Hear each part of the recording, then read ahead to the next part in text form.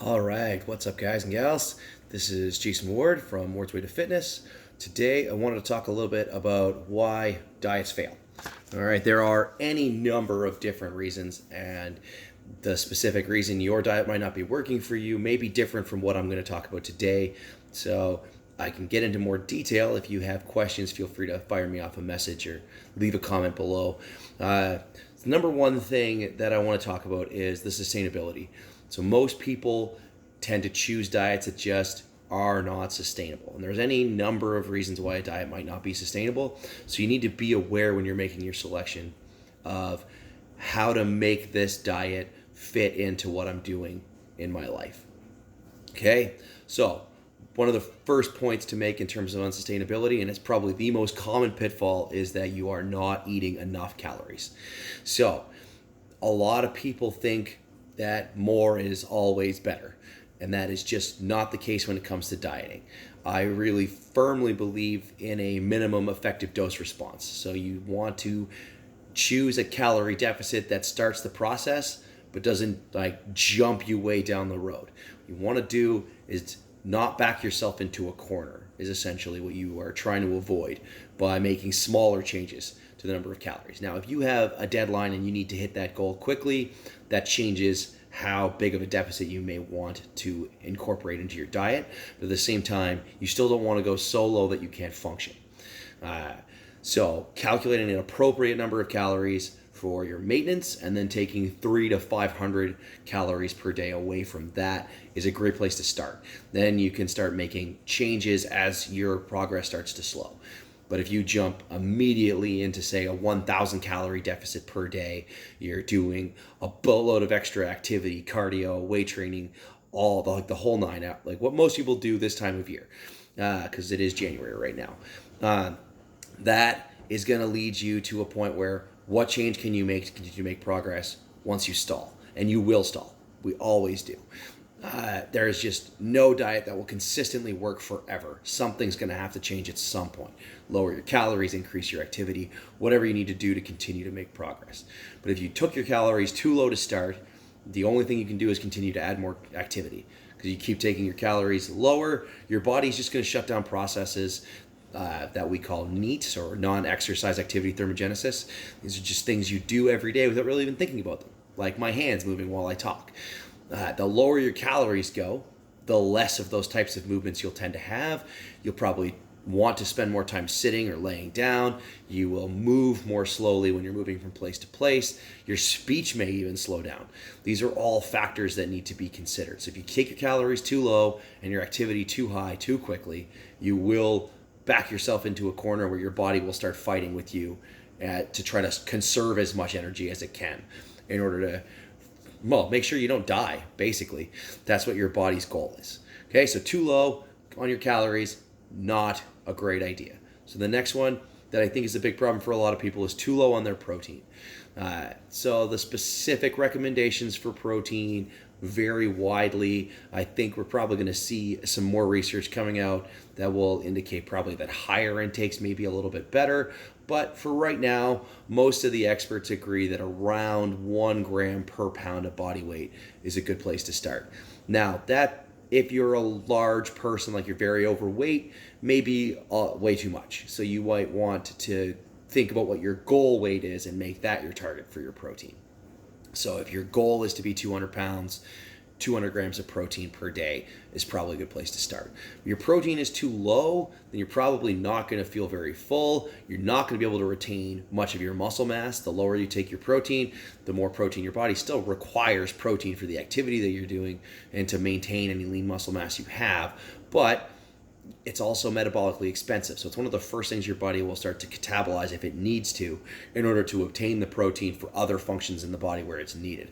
So you need to make sure your protein is high enough that your body doesn't feel the need to eat away at your muscle in order to continue to make progress on your goal and keep you alive, basically.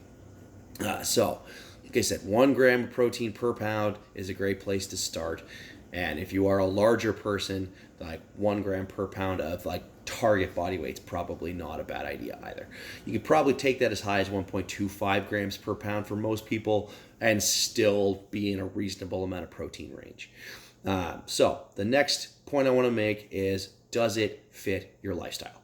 For a lot of people, they just don't consider this as a factor when they're deciding how to prescribe a diet or how to follow a diet or how they're going to do their diet.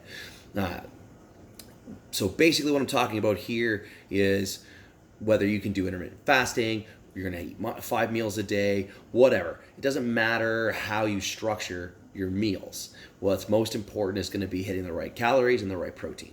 Okay, if you're doing those two things right, then when you're eating is less important. How often you're eating is less important. The research is very conclusive on that, so you don't need to worry about making sure you're eating 5 times a day or only eating 1 meal a day if you're following a fasting protocol. Like, those things are not essential to your diet. But if you choose one of those styles, so you're going to do 5 meals a day, but then maybe you work in a job like nursing where you don't necessarily get set break times where you can go eat. It's like, not like you can just stop what you're doing and go have a 15-minute break to eat a snack. Doctors are in a similar situation. Like, there's lots of people with different jobs that just can't follow a 5 meal a day plan. So that's where intermittent fasting may be a useful strategy for you. Do you need to follow a 16-8 or a 1 meal a day or a 24-hour fast once or twice a week? It doesn't matter how you choose to fast. It's more important that you make it fit into your lifestyle. So if you miss a meal when you're eating 5 meals a day, a lot of people will stress about that, and then they'll overeat, they'll make a mistake. And that's not helpful. It's not going to help you get to your goals. But if you choose to skip that meal and be like, okay, that's fine, right? I don't have time to eat right now. I'll get those calories in and that protein in another meal. That's going to be fine. Like, do that and don't stress about it. I think that sometimes people feel like their diets are too restrictive, which is just one more point that we can make in terms of why diets fail. It's too restrictive. You're not able to follow the rules, and so you think you failed on your diet, and so then you actually go and you fail on your diet. Where really what you need is to understand that there should be some flexibility. If I miss this meal, it's okay. I can make it up somewhere else, right? I'll get those calories, I'll get that protein at some other point in the day. So another situation that a lot of people run into is unrealistic expectations. So they go into their diet thinking, I'm gonna lose 10 pounds in a month, and then that doesn't happen, and they fall off the wagon. They feel like they're failures, so they decide that they're gonna eat whatever they want, and this is part of what winds up being that yo-yo dieting cycle. So we don't want that to happen either. You do not need to worry about hitting a specific number, right? If you're making any progress, you should celebrate that, regardless of how small that progress may feel to you. Maybe you only lost 1 pound this month, but you know what? You're still a pound lighter than you were when you started the month. And that's progress, and that's something to be celebrated. So you need to make sure that you understand that you can't necessarily hit a goal every single time, right? But any progress is going to be better than no progress.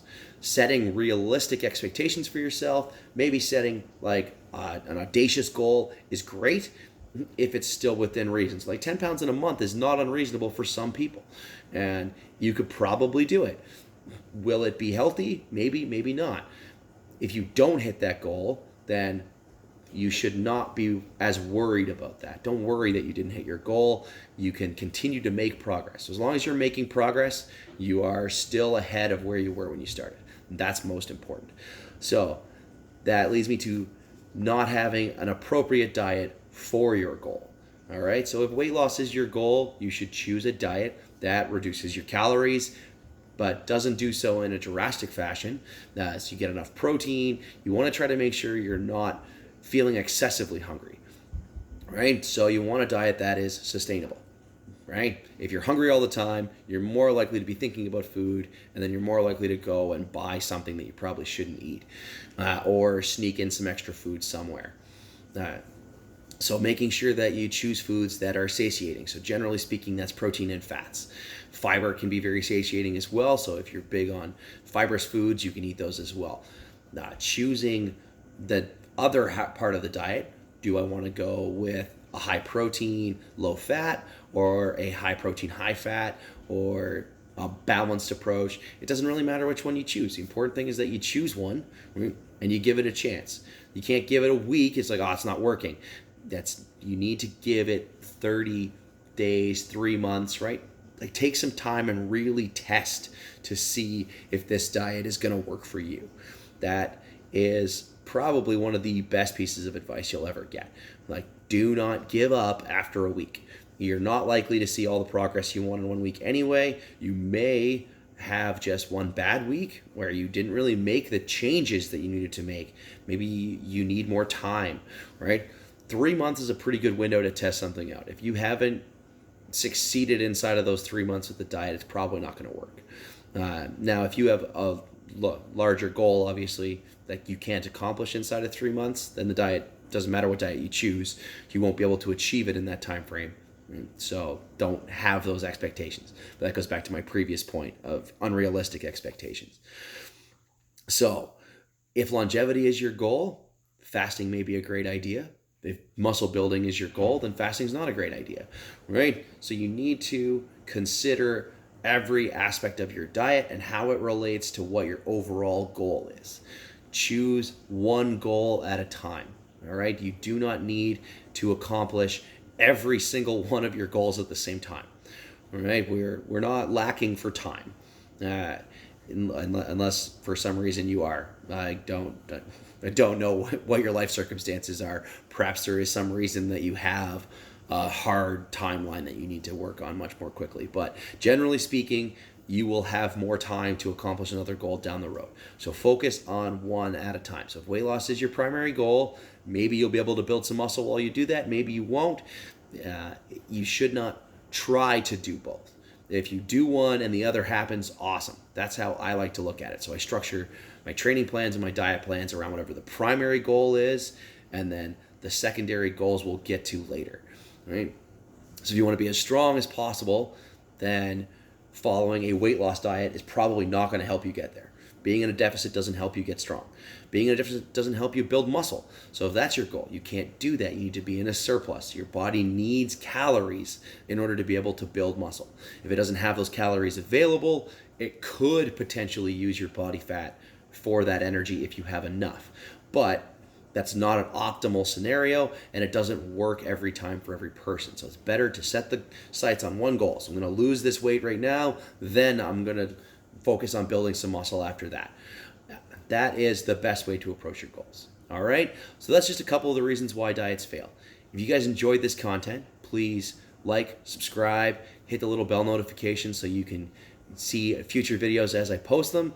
And I'm going to try to improve these videos as I go because I'm completely new to this YouTube scene. All right? So again, like, comment, subscribe, and I will see you guys next time.